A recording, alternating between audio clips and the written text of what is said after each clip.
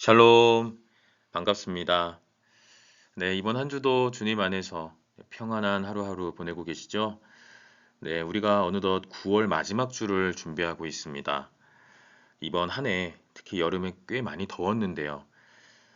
추석을 기점으로 해서 확실히 날씨가 좀 바뀐 것 같습니다. 제가 지금 새벽 기도 마치고 네, 컴퓨터를 켰는데 확실히 아침에 교회 나갈 때 이제는 반팔 입고 나가면 안 되겠더라고요. 네, 그만큼 날씨가 확실히 이제 가을다워지고 있는 것 같아요. 모쪼록 일교차가 참 큰 요즘을 살고 있는데 성도님들 모두 건강 유의하시고요. 또 각자의 삶의 자리 위에 주님이 주시는 평안이 날마다 함께 하기를 소원합니다. 여러분을 위해 날마다 기도하겠습니다. 매일매일 기도로 그리고 감사함으로 승리하시는 속상님들이 되시기를 바랍니다. 들어가기에 앞서서 오늘은 고린도전서의 한 본문을 가지고 우리가 은혜를 나눌 건데요. 그래서 고린도 전서와 후서에 대해서 어떤 책인지 간략하게 좀 소개해드리고 넘어가도록 하겠습니다. 이 부분은 늘 제가 말씀을 드리다시피 자율적으로 확인하셔도 되고 넘어가셔도 되니까요. 자유롭게 확인하시기 바랍니다. 네, 먼저 고린도 전서를 간략하게 좀 정리하겠습니다. 헬라어로 코린토스라고 말하는 이 고린도라는 지역은요, 그 뜻이 뿔입니다. 뿔. 왜 뿔이라는 뜻을 가지고 있을까요? 아마도 이 지명, 그 지명 지리학적인 그런 특징을 잘 보면은 이 고린도라는 지역에 그 뿔이라는 의미가 아마 잘 묻어나는 것 같은데 지중해 연안에 있는 무역 중심지로서 이곳은 이제 소위 뱃길을 그러니까 육로와 뱃길을 연결하는 그 항구 도시였습니다. 그래서 이 항구 도시를 오고 가는 사람들이 굉장히 많았고 자연스럽게 무역의 중심지가 된 것이죠. 오늘날까지도 이 고린도는요, 세계 3대 운하 중 한 곳으로 간주가 됩니다. 그 남아메리카에 있는 수에즈 운하가 이제 세계에서 가장 큰 운하로 알려져 있는데 이 세계 3대 운하 중 한 곳으로 이 고린도도 속한다고 하고요. 사진을 한 장 보여드리겠습니다. 자, 이렇게 이것이 이제 고린도 운하 사진인데요. 큰 배가 저렇게 이제 지나가고 있죠. 만약에 저 뱃길이 뚫리지 않았다면 굉장히 큰 거리를 돌아가거나 혹은 육로를 통해서 긴 시간을 할애해서 가야 할 텐데 이렇게 무역선이 이 뱃길을 통해 지금 소아시아로 진입을 하고 있는 것이죠. 자, 여하튼 고린도는 이렇듯 지중해 연안에 있는 항구 도시이면서 무역 중심지 그리고 지금도 경제적으로 큰 역할을 하고 있는 운하라는 거 확인해 주시고요. 자, 특별히 바울 시대의 이 고린도는 어떤 지역이었을까? 자, 이러한 특징들 속에서 바울 시대 속에서도 이곳은 항구 도시였기 때문에요. 자, 다음과 같은 특징들을 두 가지를 소개할 수가 있는데 먼저 첫 번째는 물질주의적인 사치스러움이 판을 치는 그런 도시였다라는 겁니다. 왜냐하면은 연안 국가들이 이 해상 교통을 통해서 이 고린도를 오고 가는 일이 많았기 때문에요. 자연스럽게 이런 물질이라든지 이런 것들이 잘 유입이 되고 그런 가운데 사람들의 마음에 이제 물질이 또 사치를 부리는 일이 하나의 큰 유혹거리가 되었다라는 거고요. 나아가서는 이곳을 오고 가는 사람들이 이제 안전한 그런 항해를 위해 자신들이 섬기는 우상들을 이 고린도 지역으로 가지고 와서 이곳에서 우상을 숭배했기 때문에 사도 바울 당시에 고린도는 우상이 굉장히 많았던 도시라고 알려져 있습니다. 나아가서 이러한 가운데 필연적으로 사람의 마음에 심겨지는 또 하나의 유혹거리는 바로 방탕이죠. 물질과 사치를 추구하는 삶은 이내 방탕을 즐기는 삶으로 그렇게 발전이 되었고요. 고린도에 머물러 있었던 많은 사람이 이 방탕을 즐기는 가운데 우상 숭배를 했었고, 뭐 예를 들면은 미와 사랑의 여신으로 알려진 아프로디테, 이 그리스 로마 신화에 나오는 여신의 이름인데 이 아프로디테 신전이 이곳에 있습니다. 그러니까 이런 우상을 섬기고 방탕을 즐기고 또 물질과 사치스러움에 빠져 살았던 고린도 지역 주민들의 그런 삶의 그런 자리를 잘 표현하고 있는, 묘사하고 있는 표현들이고요. 자, 이러한 가운데 사도 바울이 두 번째로 떠났던 선교 여행 중에 이 고린도 지역에 꽤 오랜 시간 할애하여 복음을 전파하는데 사도 바울의 그 제2차 선교 여행의 중심지라고 보아도 과언이 아닙니다. 이곳에서만 1년 하고도 6개월이나 체류를 했었다라고 이야기를 하고요. 그런 가운데 사도 바울의 눈에 비쳤던 고린도 지역의 그런 안타까운 모습들을 이 고린도 전서 안에서 잘 들여다볼 수가 있는데 특별히 사도 바울의 눈에 비친 이 고린도 교회에 속해 있던 공동체의 그런 불신앙적인 모습들을 주목을 했고요. 그런 내용들에 대해서 이제 신앙적인 권면을 담고 있는 서신이 바로 고린도 전서입니다. 주후 54년에서 55년경에 쓰여졌다라고 이야기하는데 이것은 그냥 눈으로만 확인하고 넘어가겠습니다. 자, 그러면 이제 조금 시선을 좁혀서 고린도 교회의 모습을 좀 정리해 보도록 하겠습니다. 고린도전서 1장부터 이제 이야기가 나오는 아주 특별한 하나의 주제가 있다면 바로 이제 고린도 교회의 교인들이 보여주었던 모습, 불신앙적인 모습입니다. 사도 바울이 볼 때 고린도 교회의 교인들은요, 서로 하나 되지 못했고, 이제 다음과 같이 당을 지어서 서로 다투고, 서로의 은사를 존중하지 않고, 그리고 협력하지 않았던 모습을 보이고 있었습니다.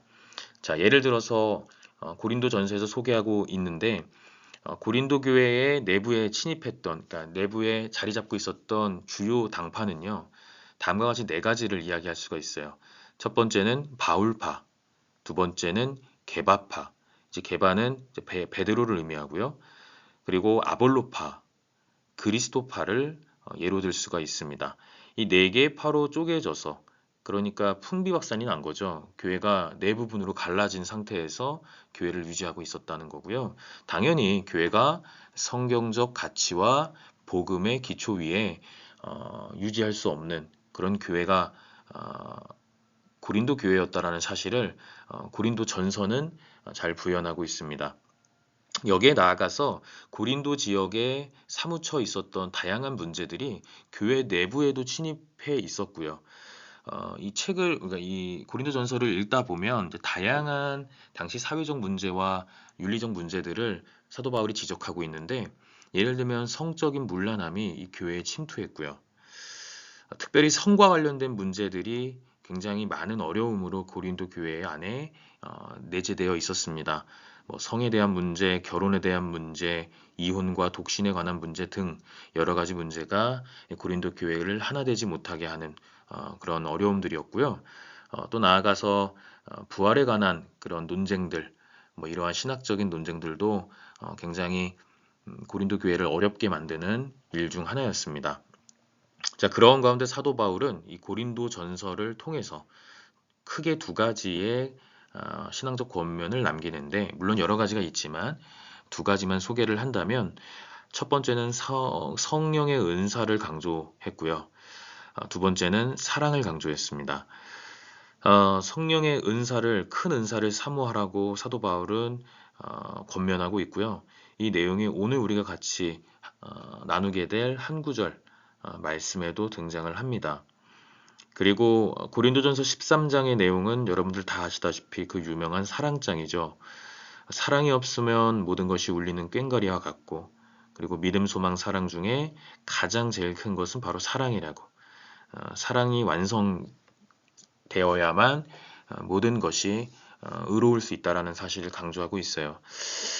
이런 내용들을 종합해서 성령의 은사를 사모하고 모든 일에 사랑으로 협력하는 일, 그것이 사도 바울이 고린도 교회 교인들에게 권면했던 주요 내용들인데 이것이 한 가지 더 선행되어야만 할 것이 있다면 그것은 고린도전서 14장 26절에서 잘 이야기하고 있는데요. 모든 것이 덕을 세울 때에 유익하다라는 겁니다. 제가 한번 읽어보겠습니다. 그런즉 형제들아 어찌할까? 가르치는 말씀도 있으며 방언도 있으며 통역함도 있나니 모든 것을 덕을 세우기 위하여 하라. 아멘. 자, 26절의 말씀이 좀 길어요. 근데 좀 제가 간추려서 읽어드렸고요. 다양한 은사를 소개하면서 그 은사가 활용되는 가운데, 그 성령의 은사가 활용되는 가운데 기초해야 될 것, 그리고 그 성령의 은사가 사용될 때에 중요하게 여겨야 할 부분이 뭐냐면 맨 마지막 부분이죠. 덕을 세우기 위해서 사용될 때라야 성령의 은사가 활용되는 이유가 충분한 것이고 또 하나님이 은사를 부어주신 이유가 된다는 것이죠. 자, 이 내용은 오늘 고린도 교회 교인들에게 사도 바울이 권면하고 있는 내용이고 나아가서는 우리 자신도 한번 돌아보는 그런 시간이 되기를 바랍니다. 이 부분에 대해서는 뒤에서 다시 이야기하도록 하겠습니다. 저희가 고린도전서의 내용만 살펴볼 거고요. 사실은 고린도 후서에 대한 내용은 이제 교회 속회 공과에서 다루지 않을 것 같아요. 그래서 개관만 이렇게 해드리고 바로 넘어가는 걸로 하겠습니다. 자, 고린도전서는 사도 바울이 2차 선교 여행을 할 당시에 썼던 편지라면 고린도 후서는 3차 선교 여행 중에 썼던 편지고요. 사도 바울의 권면을 따라 고린도 교회 교인들이 조금씩 변화를 추구하고 있다는 사실을 들은 사도 바울이 이제 고린도 교회에 직접 방문을 하고 싶어 했지만 실상 그러지 못했고요. 그래서 디도라는 사람을 통해서 자신이 쓴 두 번째 편지를 보냅니다. 그래서 뭐 비통한 편지다, 근심의 편지다. 그러니까 고린도 교회 교인들을 향한 사도 바울의 마음을 엿볼 수가 있고 그런 가운데 두 가지 내용을 이제 조금 소개를 한다면 첫 번째는 그리스도의 향기를 강조하고 있어요. 그러니까 우리가 주님의 구원을 받은 사람들이라면 하나님 앞에서 어떠한 존재로 서야 하는가? 그리스도의 복음을, 그리스도의 은혜를 그 향기 풍기는 사람들이 되어야 한다라는 거죠. 이것이 고린도 후서 2장 15절에 잘 나타나고 있고요. 두 번째는 새 언약과 영원성을 이야기하고 있는데 이것은 이제 고린도전서 4장 18절에서 이야기하고 있습니다. 제가 한 번씩 쭉 읽어드리도록 하겠습니다. 우리는 구원받은 자들에게나 망하는 자들에게나 하나님 앞에서 그리스도의 향기니. 날마다 우리가 구원의 확신을 갖고 살아간다면 하나님 앞에서 그리스도의 향기가 되어야 할 줄을 믿습니다. 문자 그대로 우리 자신의 삶을 통해 우리의 행동과 언행을 통해서 날마다 드러나는 것이 그리스도, 주님이 되어야 되고요. 그래서 주님의 사람으로서 주님의 향기를 풍기는 그런 사람이 되어야 하고 그런 교회가 되어야 할 줄 믿습니다. 고린도후서 4장 18절입니다. 우리가 주목하는 것은 보이는 것이 아니요 보이지 않는 것이니 보이는 것은 잠깐이요 보이지 않는 것은 영원함이라. 아멘. 자, 우리가 주목하는 것이 보이는 것이 아니라 보이지 않는 것을 주목해야 한다. 그러니까 다시 말하면 지금 세상적으로 보여지고 있는 그런 물질적인 사치스러움과 그러한 성적인 문제들과 그러니까 고린도 지역을 예로 든다면요.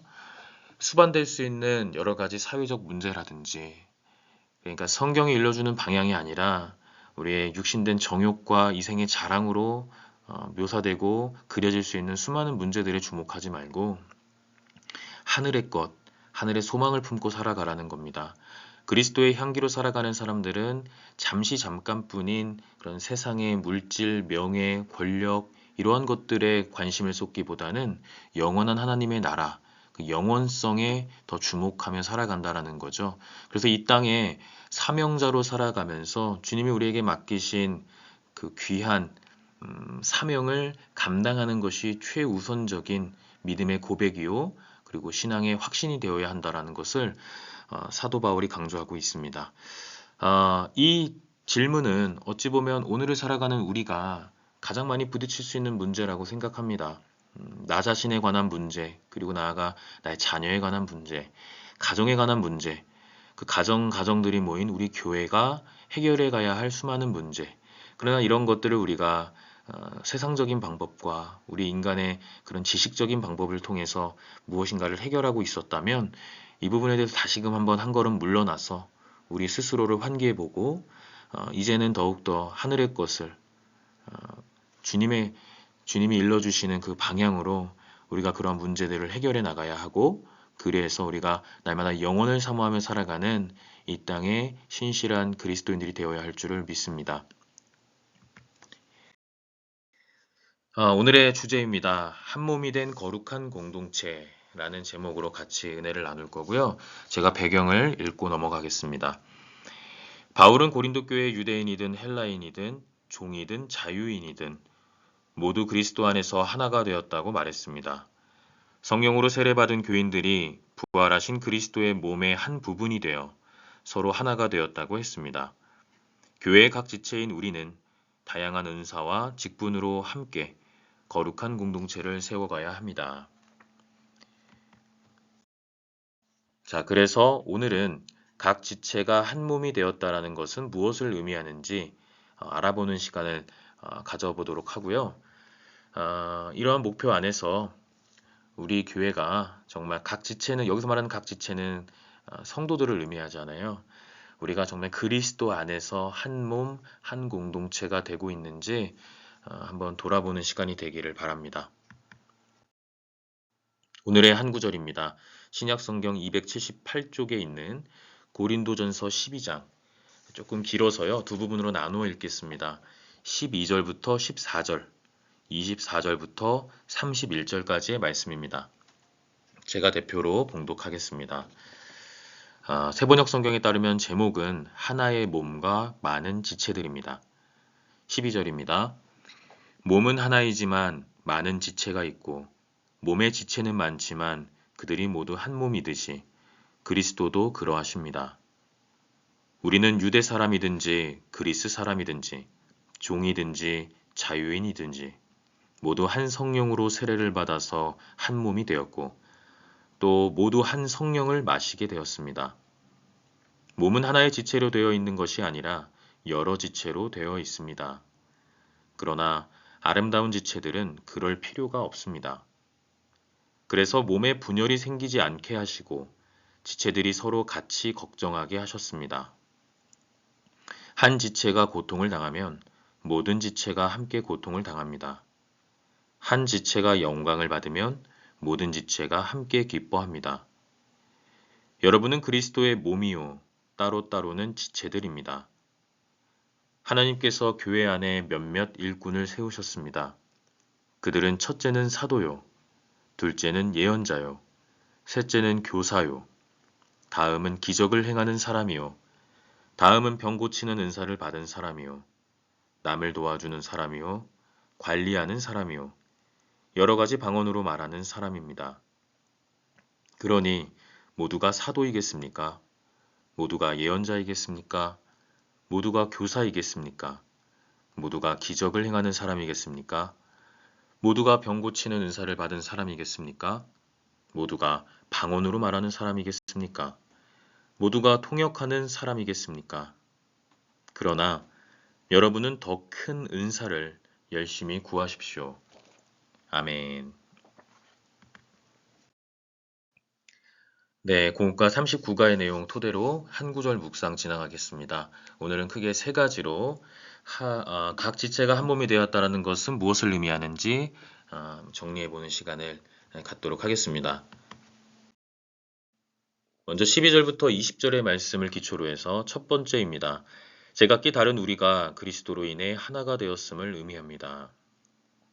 방금 읽었던 한 구절 말씀에서도 잘 드러나고 있듯이 고린도 교회는 다양한 계층의 사람들로 구성되어 있었습니다. 이를테면 유대 사람, 헬라 사람, 종, 그리고 자유인 등으로요.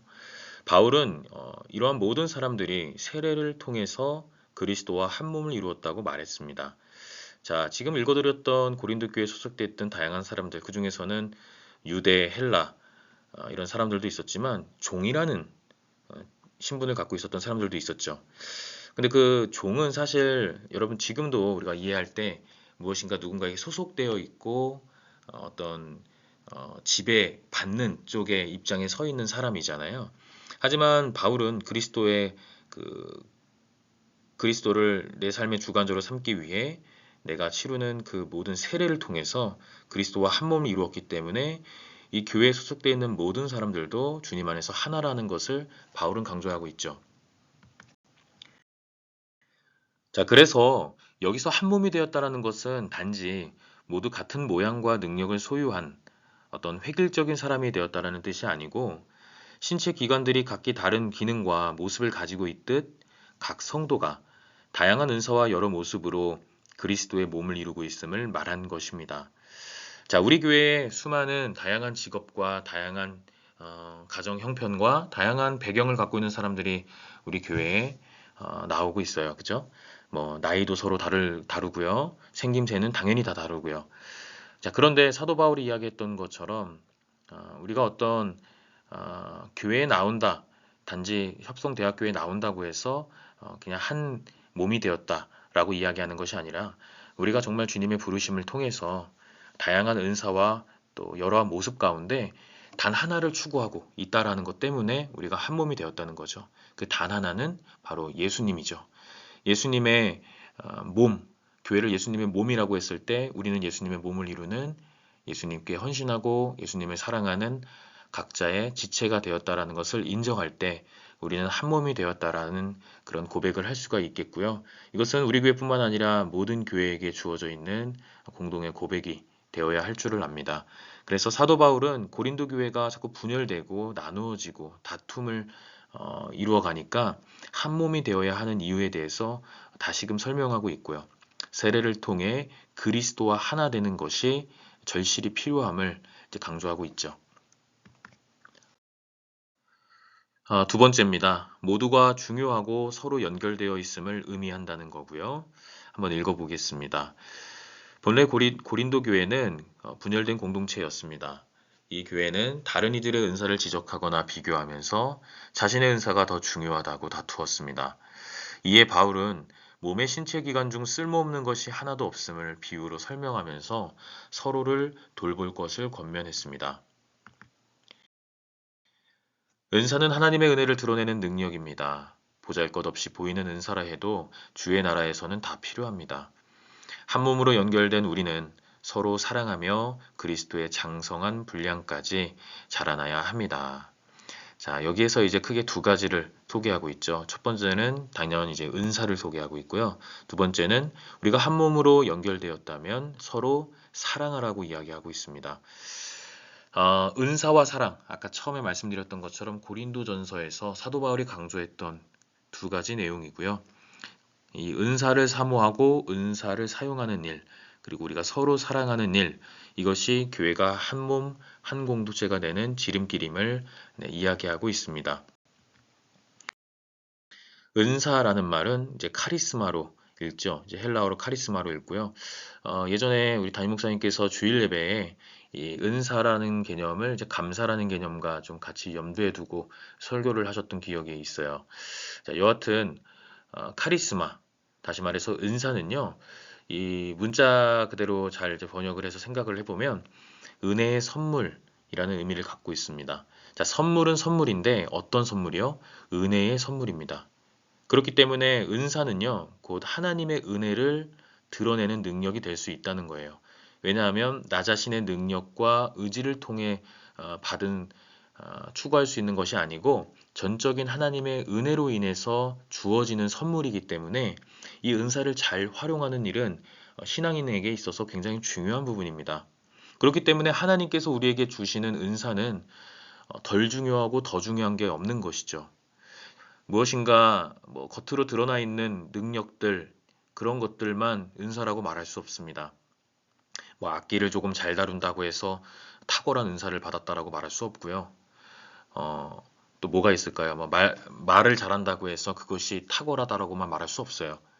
그냥 내가 띠는 미소 하나가 주변 사람들을 행복하게 하고 또 주변 사람들을 편안하게 해준다면은 그런 미소도 은사가 될 수 있는 거고요. 더 나아가서 예를 들면 사도 바울은 신체 기관, 몸의 그런 부분들을 가지고 소개를 했는데 여러분 건강을 추구하며 하루하루를 살 수 있다는 것도 은사입니다. 은사예요. 그것이 왜냐하면 하나님의 은혜 안에 우리가 선물을 받은 거기 때문에 그래요. 앞을 보고 싶지만 볼 수 없는 사람들이 있잖아요. 걷고 싶지만 걸을 수 없는 사람들이 있잖아요. 또 걸을 수는 있어도 뛸 수는 없는 사람들도 있잖아요. 참 이런 말하면 좀 그렇지만 더 살고 싶은데 삶을 마무리한 사람들이 있잖아요. 물론 그가 주님을 구주로 고백했다면 천국에 입성하게 될 테지만 여하튼 우리가 크고 작게 아무렇지 않게 생각하고 누리고 있었던 모든 것들이 주님의 은혜이고 그 주님의 은혜를 드러내는 능력이 바로 은사이니까 우리에게 주어져 있는 모든 것들은 다 은사입니다. 그런 은사를 통해서 우리가 교회에서 속장으로 다양한 사람들과 함께 주님의 은혜를 나누고 있는 것이고요. 여러분들의 그런 섬김이 소소한 것이 아니고 하늘의 나라를 세워가는 일이고 또 그리스도의 장성한 분량까지 자라날 수 있도록 만드는 자양분이 될 것입니다. 성도를 사랑하는 마음으로 속장을 그 자리를 감당하고 계시는 여러분, 하나님께서 여러분들에게 더 큰 은사를 부어주시기를 소원합니다. 자, 그런데 주님께서 부어주시기도 하지만 이 사도 바울의 고백처럼 더 큰 은사를 사모해야 합니다. 그 은사를 여러분들의 주님 앞에 쓰임받기 위해 여러분들이 갈망하고 있는 은사가 있다면 정말 주님 앞에 그 소원을, 그 마음의 소원을 고백하시기 바랍니다. 단 모든 일을 덕을 세우기 위한 일환으로 하나님께 구하시기 바랍니다. 그럴 때 주님께서는 선한 방법과 귀중한 뜻 안에서 여러분들을 사용하시고 여러분들에게 은혜를 부어주실 줄을 믿습니다. 베드로전서 4장 10절을 보면 이렇게 이야기합니다. 각각 은사를 받은 대로 하나님의 여러 가지 은혜를 맡은 선한 청지기 같이 서로 봉사하라. 하나님께서 은혜를 부어주신 각자의 은사를 가지고 그 하나님의 여러 가지 은혜를 우리가 맡았다라는 건데 그 하나님의 여러 가지 은혜를 고백하고 봉사함으로써 우리가 선한 청지기와 같은 삶을 살아야 한다고 이야기하죠. 교회의 그런 연합을 추구하기 위해 교회를 지키는 존재들, 그 은사를 통해서 하나님을 드러내는 사람들, 은혜를 받은 사람으로서 이곳을 교회를 오고 가는 모든 성도에게 다양한 사람들에게 그들을 향한 그리스도의 마음으로 봉사하는 일, 이것이 바로 은사를 잘 활용하는 사람들의 모습이라고 할 수가 있습니다. 저는 우리 속장님들이 정말 선한 청지기와 같이 그러한 마음 안에서 봉사하시는 여러분들이 되시기를 바랍니다. 그 봉사가 정말 아무짝에 쓸모없고 낭비스럽게 여겨지는 봉사가 아닙니다. 그것은 분명 하늘의 소망이 되고 하늘의 상급이 있는 봉사이기 때문에 여러분들이 이 땅을 살아가시면서 주님이 부르신 그 사명의 자리에서 정말 선한 청지기와 같이 은사를 활용하고 사랑을 실천하실 수 있는 여러분이 되시기를 바랍니다. 세 번째입니다. 서로 협력하고 사랑해야 함을 의미합니다. 27절부터 31절의 말씀입니다. 교회 공동체는 주님으로부터 다양한 은사를 받았습니다. 바울은 이처럼 서로 다른 은사를 주신 것은 그리스도의 몸된 교회를 위해 협력하도록 하기 위함이라고 했습니다. 한 몸을 이루는 최고의 은사는 사랑입니다. 사랑의 은사로 서로를 믿고 끝까지 견뎌줘야 합니다. 한 몸을 이루는 최고의 은사는 사랑입니다. 왜냐하면 사랑은 요한일서 4장에서도 이야기하고 있듯이 하나님의 본질이기 때문이고요. 하나님이 세상을 이처럼 사랑하셨기 때문에 독생자를 통해 우리를 죄와 사망의 권세로부터 생명과 평안의 길로 인도하셨기 때문에 그것을 가능케 했던 것은 바로 하나님의 사랑이 있었기 때문입니다. 그러니 우리가 교회, 그리스도의 몸을 이루기 위해 우리가 교회의 각 지체가 되기 원한다면 우리가 한 몸을 이루기 위해 가장 앞세워야 할 은사는요, 바로 사랑인 것입니다. 우리는 어렸을 때부터 사랑을 받고 컸고 그래서 사랑을 주는 법을 배웠고 여러분들 같은 경우는 다 부모님들이시잖아요. 자식들을 향한 사랑을 나름대로 여러분들의 방법 안에서 그 사랑을 실천하고 계시죠. 자, 마찬가지로 우리는 사랑에 익숙하고 또 사랑에 대해서 곱씹으며 살아갑니다. 그 사랑을 우리는 교회 안에서도 강조할 수밖에 없는 것은 예수님께서 죽기까지 우리를 사랑하셨기 때문에 우리를 자녀 삼아 주셨다는 그 사실에 우리가 매일매일 감격하는 그런 신앙의 고백이 있어야 되겠죠. 하나님을 사랑하고 서로 사랑하는 것, 이것은 주님께서 강조하신 두 가지 계명이었습니다. 그러니 우리도 하나님을 사랑하는 그런 사람들이 되어야 하겠고요. 하나님을 사랑하는 그 마음처럼 이웃을 사랑하고 성도를 사랑하고 그런 가운데 우리 은사를 활용할 때 우리는 정말 주님 보시기에 아름다운 그리스도인이 될 것이라는 생각이 듭니다. 기독교의 핵심, 사랑입니다. 그 어떤 것보다도 위대한 그 사랑, 주님이 보여주셨던 그 사랑을 본받아서 우리 역시도 그 사랑으로 한 몸을 이루어 가기를 주님의 이름으로 소원합니다. 여러분들 나름대로 타인을 향해 사랑하는 방법들이 있으실 텐데요. 또 속장으로 성도님들을 만나실 때마다 여러분들의 삶의 자리 속에서 받았던 그 사랑을 고스란히 주님의 이름으로 그 사랑을 전달해 주시고 그리하여서 서로가 격려하고 연합하고 하나 되어 주님이 보시기 아름다운 교회가 되기를 소원합니다. 고린도전서 13장 3절의 말씀을 보면 이렇게 이야기합니다. 내가 모든 것을 구제하고 또 내 몸을 불살라 헌신한다 할지라도 무엇이 없으면요? 사랑이 없다면 아무 유익이 없다고 이야기합니다. 자, 최고의 은사, 한 몸을 이루는 최고의 은사는 사랑이라고 했고요. 그 사랑을 우리가 활용할 때 정말 사랑이 없는 가운데 우리가 봉사하는 것이 아니고 사랑이 없는 가운데 헌신하는 것이 아니고 나를 통해 일하시기 원하시는 나를 지명하여 부르시고 나를 구원하신 나를 지금도 누구보다도 지극하게 여기시는 그 사랑하시는 분 하나님을 의지해서 여러분들의 은사가 활용되기를 원하고요. 그리하여서 여러분들의 사랑을 통해 교회가 세워지고 교회의 덕이 세워지고 그리고 교회를 오고 가는 성도의 삶이 세워지는 그런 귀한 역사가 일어나기를 소원합니다.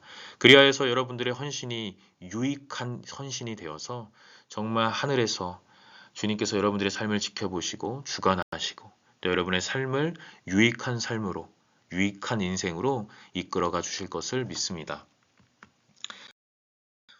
네, 마지막으로 한 구절을 한 번 더 읽고 마치도록 하겠습니다. 고린도전서 13장 13절입니다. 그런즉 믿음, 소망, 사랑 이 세 가지는 항상 있을 것인데 그 중에 제일은 사랑이라. 믿음과 소망 당연히 중요하지요. 그리스도를 나의 구주로 고백하는 그 믿음, 우리 신앙생활의 첫 걸음입니다. 소망, 이 땅에서 힘들고 어렵고 낙심되고 자꾸 넘어짐을 경험할 때마다 하늘의 소망을 품고 살아가는 것. 주님이 나와 동행하시고 주님은 나의 삶을 아신다, 돌보신다, 이끌어 가신다라고 하는 그 확신에 찬 소망을 갖고 살아가는 일 너무 중요합니다. 그러나 그런 믿음과 소망을 주님 앞에 온전히 드릴 때 표현될 수 있는 가장 큰 것은 바로 사랑입니다. 그러니 사랑은 믿음과 소망을 다 품고 있는 완성적인 개념이라고 할 수 있고요. 주님께서 우리를 통해 십자가에 달려 돌아가셨던 주님의 사랑을 기억하고 있다면 날마다 우리는 주님을 향한 그 믿음과 주님을 통해 살아간다는 그 소망과 그래서 우리 역시도 주님과 같은 삶을 살겠다라는 그 사랑을 가지고 살아가는 삶이 굉장히 중요하고 사도 바울이 볼 때는 고린도 교회 교인들에게 주어져 있는 숙제였다라는 것을 이야기하고 있어요. 여러분 그래서 한 몸을 이루는 최고의 은사는 사랑이고 이 고린도전서 13장 13절의 말씀처럼 모든 신앙의 완성은 사랑이 되어야 할 줄을 믿습니다. 사랑은 하나님을 보는 길이고 하나님과 만나는 길이고 하나님의 자녀로 살아가는 사람의 모습입니다. 그러니 여러분들 사랑을 실천하며 그 사랑이 여러분의 삶을 좌지우지하는 그 사랑 안에 담긴 주님을 발견하는 여러분의 삶이 되기를 주님의 이름으로 축복합니다. 네, 나눔 노트 두 가지 확인하겠습니다. 첫 번째입니다. 우리 교회 성도들과 유기적으로 연결돼 있다고 느낀 적이 있습니까? 우리 교회 성도들로부터 내가 사랑을 받아 그 사랑 때문에 내가 우리 교회에 소속되어 있구나. 내가 우리 교회 안에서 성도들과 하나 되어 있구나. 내가 유기적으로 연결되고 있구나. 라고 느낀 적이 있다면 그런 순간은 어떤 순간인지 고백해 주시기 바랍니다. 저 같은 경우는 단연 얼마 전에 있었던 외조부상과 관련해서 사실 1년 동안 우리 할아버지와 함께 지내면서 언젠가는 올 날이라고 생각을 했는데 갑작스럽게 찾아왔기 때문에 이 코로나라고 하는 참 우리를 참 유례없이 괴롭혔던 그 질병 때문에 할아버지가 급격하게 건강이 악화되셨고 이제 소천을 하셨는데요. 하지만 모든 순간 하나님의 은혜였고 정말 마지막 그 순간까지 우리 할아버지의 삶이 하나님의 은혜가 아니었던 순간이 없었음을 제가 고백하고 감사하게 생각합니다. 자, 그런 가운데 물론 하늘의 소망을 품고 살아간다는 목사로서 당연히 할아버지께서 천국에 가셨고 이윽고 다시 만날 우리들이라는 것을 알지만 그 육신의 그런 슬픔은 애통은 어찌할 바를 몰랐거든요. 그런 가운데 제법 먼 거리였음에도 불구하고 또 평일 저녁임에도 불구하고 성도님들이 한 걸음에 달려와 주셔서 또 목사님 사모님께서 달려와 주셔서 그게 얼마나 은혜가 됐고 감사가 됐는지 모릅니다. 제가 장례를 치르면서 제 할아버지 마지막으로 하관을 할 때도 제가 예배를 집례했고요. 또 추석 같은 경우도 추모 예배를 제가 집례를 했고요. 교회에서 또 배려해 주시고 목사님께서 배려해 주셔서 제가 마지막으로 할아버지 이렇게 수목장을 할 때도 제가 예배를 집례하게 됐는데 임종하시는 그 모습 그리고 입관하는 그 모습 마지막 그 순간까지 그 지금 영정사전이 이제 할머니 집에 걸려있는 모든 순간까지 제가 단 한 번도 눈물을 흘린 적이 없습니다. 근데 딱 한 번 울었어요. 그게 언제였냐면 성도님들이 조문 오셨을 때 같이 예배해 주셨을 때 그때 제가 울었습니다. 그 눈물의 의미는 감사함의 눈물이었고 사랑받고 있다라는 사실에 정말 기뻐서 흘린 눈물이었거든요. 그러니까 여러분들도 마찬가지로 저와 비슷한 그런 경험들이 있으시다면 힘들 때 위로가 되었던 성도들, 기뻤을 때 그 기쁨이 배가 될 수 있도록 함께 해주었던 성도들, 다양하게 내가 고백할 수 있었던 순간들 속에 내가 우리 교회 성도들과 유기적으로 연결되어 있다고 느꼈던 순간이 있다면 고백해 주시고요. 두 번째는 내가 받고 싶은 은사는 무엇입니까? 자, 선행되어야 할 것은 모든 것이 덕을 세워야 하는 것, 그리고 모든 것이 사랑으로 행동하고 실천되어야 한다는 것, 이러한 두 가지 조건 안에서 내가 주님 앞에 주님의 일을 감당하기 위해 내 삶 속에서 주님을 발견하기 위해 내가 받고 싶은 갈망하는 은사가 있다면 그것이 무엇인지 고백하시는 시간이 되기를 바랍니다. 공동신앙 고백 우리 다 같이 읽어보고 마치도록 하겠습니다. 교회 공동체에는 나와 전혀 다른 모습, 가치관, 성격, 기질 등을 가진 사람들이 모여 있습니다. 그리스도 안에서 한 몸임을 기억하며 각 지체를 용납하고 사랑할 때 주님이 원하시는 아름다운 공동체를 만들어갈 수 있습니다. 이러한 공동신앙 고백이 우리의 고백이 되기를 바라고 우리 교회에 소속된 모든 성도의 고백이 되기를 바랍니다. 지금 읽었던 이 공동신앙 고백 안에 하나 오탈자가 있네요. 성경이 아니라 성격입니다. 제가 이것은 주일에 수정된 프린트물을 나눠드리도록 하겠습니다.